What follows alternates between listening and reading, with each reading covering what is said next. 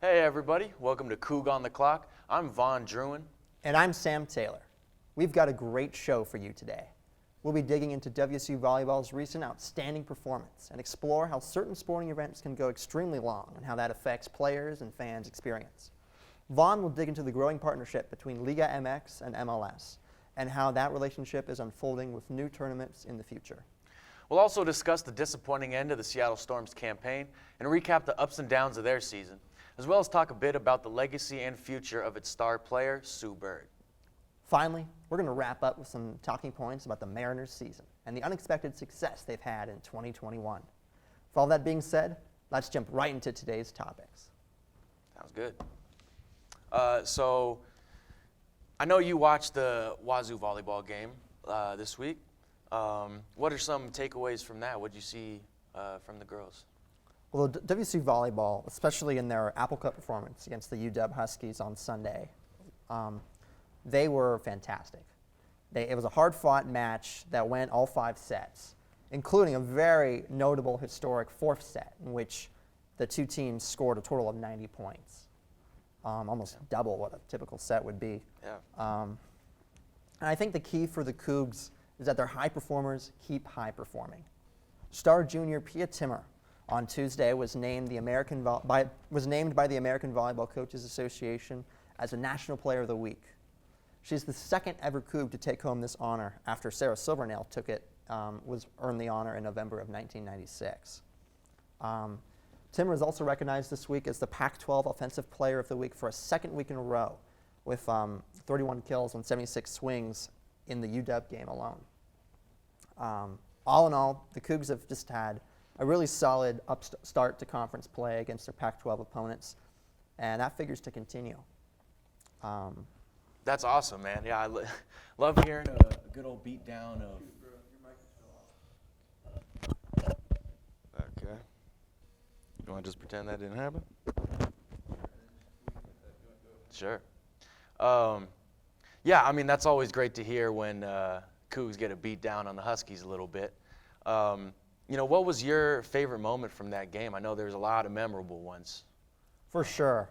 Now, it may be cheating, but that final, after so many serves or match points in which the Huskies eventually got that point, the final one in which the Cougars got their match point in the 5th set and succeeded and won the game was my favorite. Bowler was rocking on Sunday. All the students were on their feet, jumping up and down. The band sounded great. And that moment when they were able to deliver that kill was absolutely fantastic. I bet that energy was electric and awesome. I'm jealous I didn't get to see that, honestly. But with that being said, that makes me think a lot about sporting events in general, how some can go very long, how that affects player performances, fans watching the game, even coaches. I was hoping you could dig into that a little bit. What do you see from long sporting events just in general, not just the Wazoo game? Certainly. Well, I'll start with the Wazoo game as an example of how you could really tell the players were worn out. That game itself lasted almost 3 hours. Volleyball games, of course, typically go 90 to 2 hours, 90 minutes to 2 hours, and so it was quite exciting to see the Cougs hang on. But what I most particularly about that's a kind of characteristic for all long sports is that the Cougs really they were fatigued after a bit, and that led to some pretty simple mistakes that you really wouldn't see. But the key was that they kept engaged. They were engaged in the game mentally. They were there for each other, and they didn't let the length of the game get in the way of eventually getting the dub. Right. Yeah, that's awesome. I mean, I think that's the toughest part is kind of staying in there, staying focused for that extended period of time.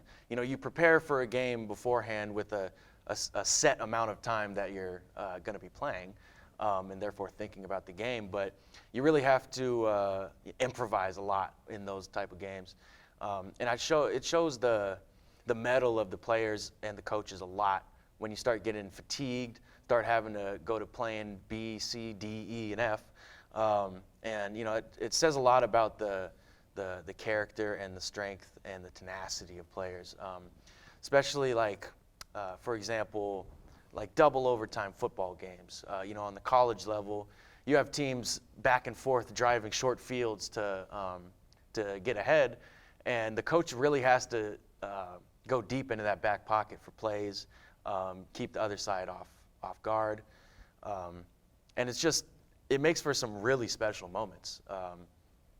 For me, I always watched baseball games growing up, going into the 17th, 18th innings, staying up till midnight to watch them. And those are awesome. I mean, I think everyone can appreciate how cool those things are because they don't happen all the time. And it's hard for sports to surprise us sometimes. You know what I mean? Certainly, yeah. Yeah.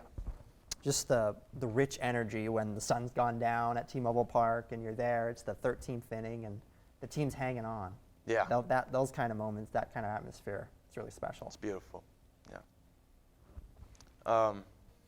For our next topic, we'll Yeah. talk about the MLS and Liga MX deal. We'll go to the soccer world, and to tell us more about that, we'll go to Vaughn. Yeah, so it was recently announced that there's a new partnership. Well, there's a growing partnership, but a new deal between Major League Soccer and Liga Mexico with a new tournament, an upgraded tournament that will grow upon the already existing Leagues Cups that the Sounders had just participated in this last month or so. So basically the new part of this deal is that the League Cup had been some qualifiers from both leagues playing each other in random bracket tournament style games. And this new deal will have a whole stoppage of play for both leagues so that they can focus on this tournament. It'll expand the bracket.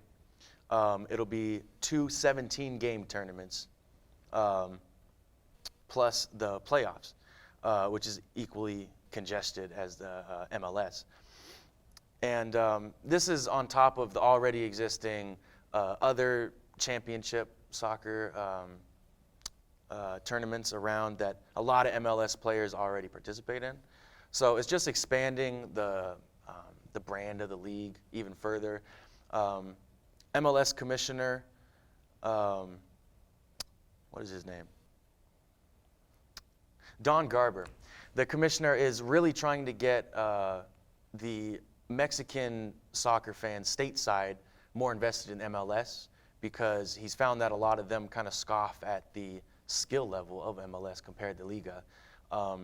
And likewise, Mikel Arriola of Liga Mexico wants to see more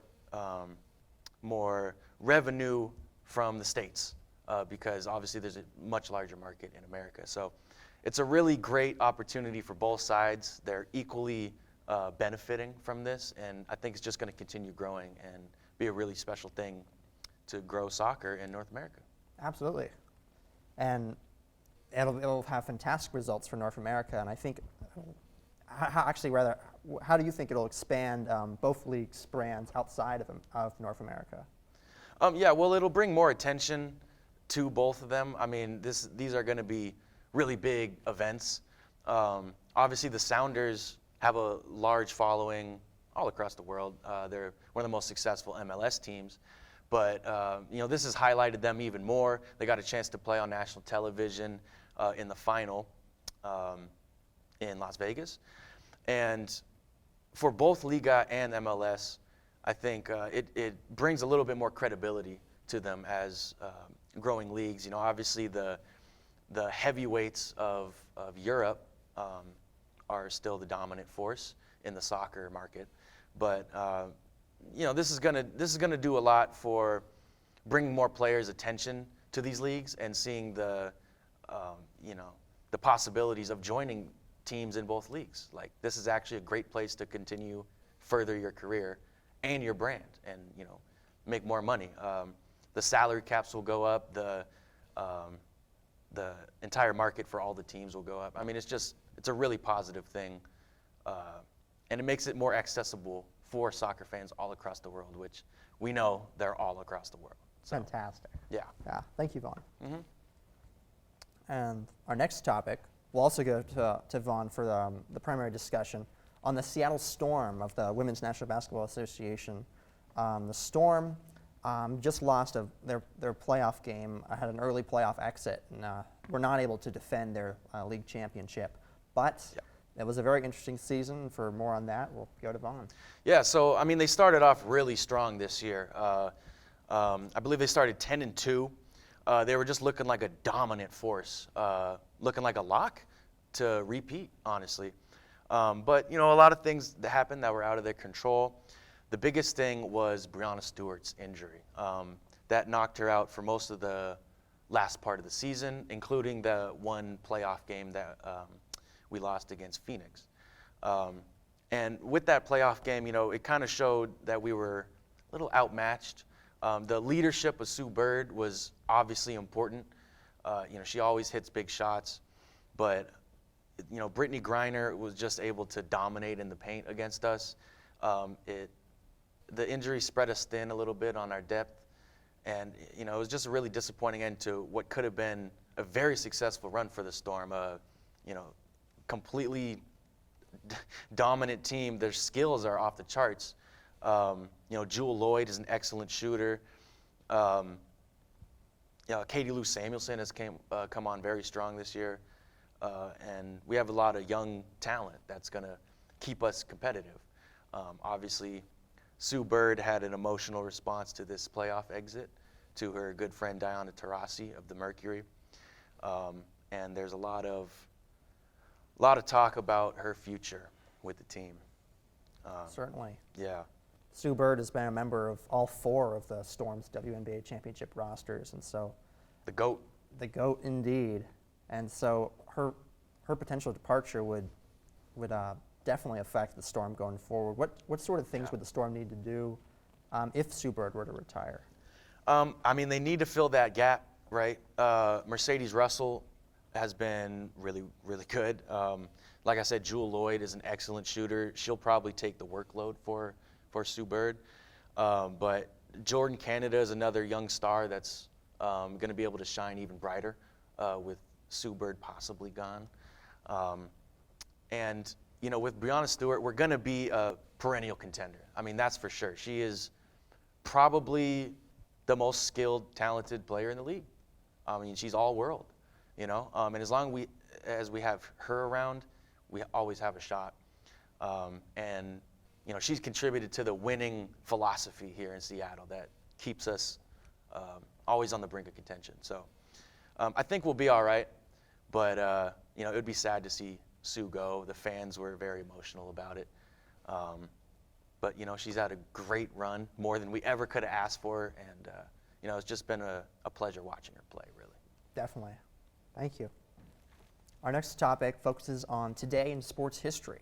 And for this, we'll go back to October 2nd, 1995, in which the Seattle Mariners hosted the California Angels in a one-game AL West playoff. The Mariners, who on August 21st of that year, 1995, were 12 and a half games behind the Angels, rallied over the next 5 weeks to tie the Angels by season's end. They would surpass the Angels in the standings, in fact, only to lose their last 2 games as the Angels won their final 5 to end the season in a 2-way tie for first place. This necessitated a one-game playoff to decide the AL West champion, with Randy Johnson on the mound and Ken Griffey Jr., Edgar Martinez, and a young Alex Rodriguez in the lineup. The Mariners would rout the Angels 9-1 to win the American League West and propel themselves into the ALDS against the Yankees, setting up what is quite possibly the finest moment in Seattle sports. That's a story for another day. Yeah, that was awesome. Obviously, we weren't around for that, but the magic of that, the pressure, obviously, with the potential sale of the team was immense on everyone involved. And Randy just was superhuman that day. Really, that whole year, but that month, that whole stretch run, he did everything and then some. It was really special. I wish I could have watched it with my own eyes, but the stories and video I see and hear about it it still blows my mind. For sure. Yeah. And I think a point that you made, which is super crucial, was that the Mariners were hanging in the balance. Ownership had openly talked about possibly relocating the team. And so the success of the Mariners in that moment, not only in to potentially reach the playoffs for the first time in franchise history, but to keep baseball in Seattle, that was a real moment and a real threat, and the Mariners rose up and answered that call. Yep, they refused to lose. It was really awesome. On that note, we got a little bit of a refuse to lose attitude right now with this year's Seattle Mariners squad. They've had a really special campaign, and we want to just highlight it a little bit. What do you have to think about the Mariners so far, what they've been able to do, and some of your highlights of this year? Definitely. Well, entering the year, the players, especially the older players like Haniger and Seager, made it clear that this would be that they wanted to contend this year, and so they tried their hardest. And although there were moments in which the Mariners were down, like James Paxton having a season-ending injury only about an inning and a third into his year, the Mariners didn't let that slow them down. They rallied and they called up some young prospects, Cal Raleigh, Jared Kelenic, and Logan Gilbert, absolutely, and that's led them to a pretty fantastic time. My favorite Mariners moment would have to be one that happened this past week, and that was Kelenic's go-ahead home run in Wednesday's game against the Oakland A's. With the Mariners down 1-0 in the bottom of the sixth, Kelenic ripped a 2-0 pitch up in the zone to the wall in right center field, scoring Franz and Haniger. Fans went wild, and it was that star moment that Kelenic was looking for. Yeah, and I think that helped his confidence a ton. To finally have that poster moment, that was really awesome. Great moment. My favorite moment of this season has undoubtedly been Dylan Moore, Demo's go-ahead grand slam in the 8th inning against the Houston Astros at T-Mobile Park. I was actually there at the stadium for that, and we were coming back from a 7-1 deficit, I believe, just slowly chipping away at a great Astros pitching staff. And man, when Demo came up, I didn't know what was going to happen, but the feeling in the building was something special. Something special was about to go down. Bases got loaded, and he unloaded on a high cheese pitch, and sent the fans into a frenzy. It was so unbelievable, especially at that time. The Astros, everyone knows the Astros. We hate the Astros. So it was just icing on the cake to do it against a team like that. And that really, it was capitalizing on the momentum we had at the time.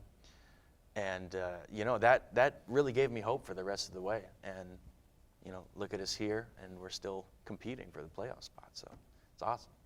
Wow. Yeah. Really inspiring moment.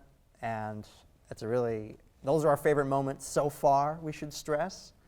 And really looking forward to Mariners baseball going forward, not just this year, but for years to come. Oh, yeah. Yeah, so with that being said, this has been Coug on the Clock. I'm Vaughn Drewien. And I'm Sam Taylor. Have a fantastic weekend, and go Cougs. Go Cougs, baby.